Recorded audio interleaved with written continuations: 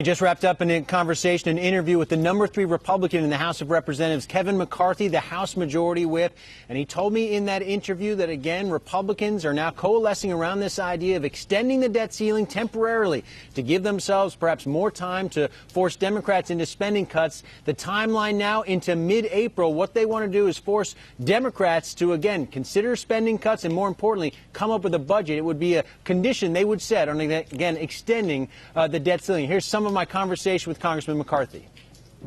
Well, what's important here is the number one thing that both houses need to do is pass a budget.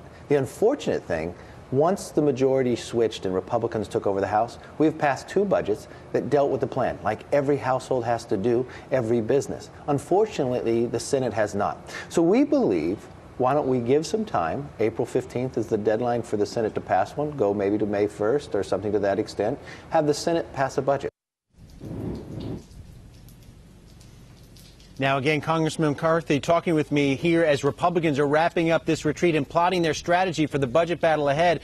Remember, Stephanie, we have not only the debt ceiling deadline coming up, but we also have the automatic sequesters that kick in March 1st, and funding for the government expires on March 27th. The logic here for Republicans is if they push the debt ceiling deadline farther down the line, that they're more likely to get spending cuts, to get Democrats to focus on spending cuts. They're going to boost their leverage, is the idea among Republicans. That's why they're considering this. Some question out there as to how markets might interpret this. I asked Congressman McCarthy about that, and again, he said investors should be reassured, basically, that Republicans are trying to seek spending cuts and put the nation on a better fiscal path. That's the attitude they're taking here as they wrap up this retreat.